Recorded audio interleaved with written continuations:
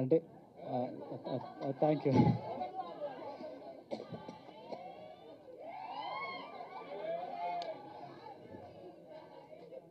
అదే ఇలాంటి వెల్కమ్ చూస్తుంటే ఏదో కొత్త మనుషులతో మాట్లాడుతున్నట్టు కానీ పరిచయం చేసుకోవాలని కానీ ఇట్లాంటివి ఏం గుర్తురావు. ఎందుకంటే మీరు రోజు ఇంట్లో మనిషిలాగా మాట్లాడుతుంటారు, అలా రిసీవ్ చేసుకుంటారు. ప్రసాదం ఇంటికి పంపించు.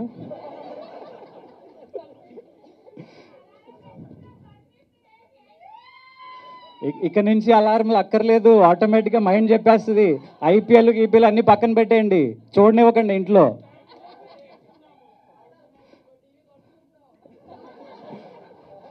Thank you. ముందుగా లేడీస్ మీ వల్ల ఆ, మగాళ్ళకి అలవాటైంది. అదొక వైరస్ లాగా, అదొక ఎడిక్షన్ లాగా. ఆ, తెల్లారు లేస్తే హాట్స్టార్లో చూసేవాళ్ళు ఎందరో ఉన్నారు. ఆ,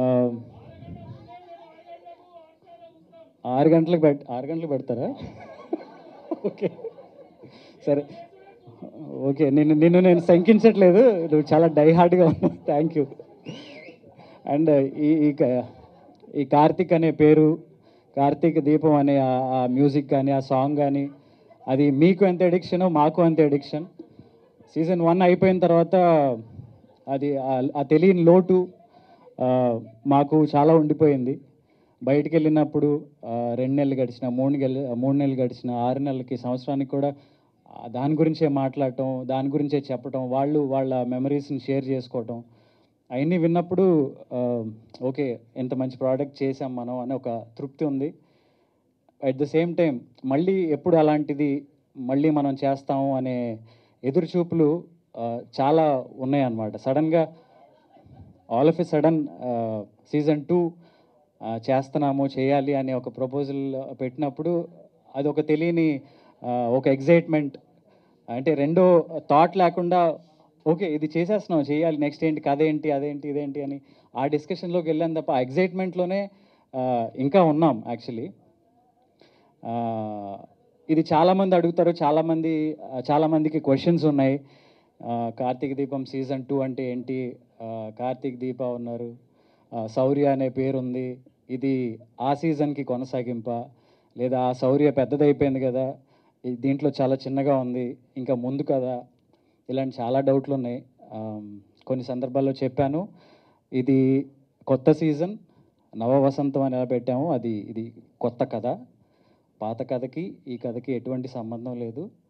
ఆ, అది చూసాక మీరు ఎలాగ చెప్తారు. సో కార్తిక్ అండ్ దీప 2 క్యారెక్టర్లు, వాళ్ళ బిహేవియర్ కానీ, వాళ్ళ క్యారెక్టరిస్టిక్స్ కానీ ఇదివరకు ఏదైతే ఉందో అలాగే ఉంటుంది. బట్ కథ కొత్తగా ఉంటుంది. డెఫినెట్గా మీ అందరికీ నచ్చుతుంది. గ్లిమ్స్ చూసినప్పుడు మీరు ఇచ్చిన రెస్పాన్స్ మాకు ఇంకా ఒక బూస్ట్ని ఇచ్చింది, ఒక కాన్ఫిడెన్స్ని పెంచింది. తెలియకుండా ఒక టెన్షన్ లోపల రన్ అవుతూనే ఉంది. సీజన్ 1 అంత పెద్ద హిట్ చేశారు, అంత పెద్ద సక్సెస్ చేశారు.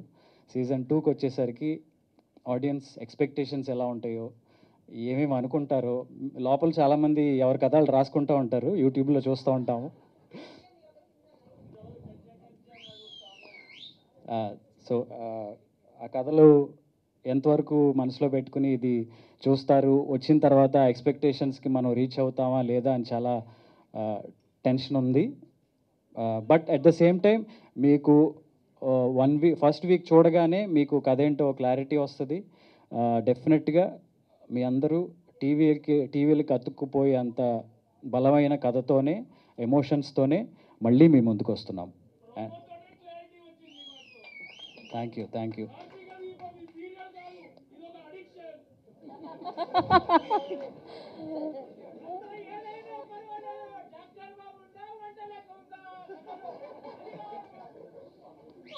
సూపర్.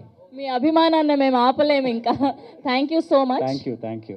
అండ్ ఆడవాళ్ళ సైడ్ నుంచి మీకు ఒక 2 మాటలు అండ్ చెప్పండి. ముఖ్యంగా చెప్పాలి, మాకు ఉన్న ఇంకొక పెద్ద బలం మా స్క్రీన్ ప్లే రైటర్ అండ్ మా డైరెక్టర్ గారు. సీజన్ 1కి వాళ్ళు ఆ కార్తీక్ దీప్ అనే కథలో సోల్ ఎంత బాగా కన్సీవ్ చేసి ఆన్ స్క్రీన్ తీసుకొచ్చారో మా డైరెక్టర్ గారు. ఆ కథలో ఎమోషన్స్ కానీ, ఆ సీన్స్ కానీ అంత బాగా రావడానికి మా స్క్రీన్ ప్లే రైటర్ రవి గారు కారణం. సో వాళ్ళిద్దరూ మెయిన్ పిల్లర్స్గా ఈ సీజన్ కూడా ఉండటం వీ ఫీల్ లక్కీ అండ్ అందుకే ఆ కాన్ఫిడెన్స్ మాకుంది. ఎందుకంటే అదే ఎమోషన్ సీరియల్ చూస్తూ చాలామంది బాధపడేవాళ్ళు, కన్నీళ్ళు పెట్టుకునేవాళ్ళు ఎంతోమంది ఉన్నారు. ఆ వీడియోస్ కూడా చాలా వైరల్ అయినాయి ఆ టైంలో. సో అదే ఎమోషన్స్ అంతే బలంగా ఉంటాయి. అండ్ మా కొత్త డైలాగ్ రైటర్ రవి గారు, రాజేష్ గారు, థ్యాంక్ యూ. అండ్ ఇది మా బలం. నేను ఇవ్వాల్సిన కొద్ది క్లారిటీ ప్రాజెక్ట్ గురించి ఇచ్చానని అనుకుంటున్నాను. ఇంకా రెస్ట్ మీకున్న డౌట్స్ అని ఉంటే క్లారిఫై చేయడానికి we are ready. Thank you Karthik.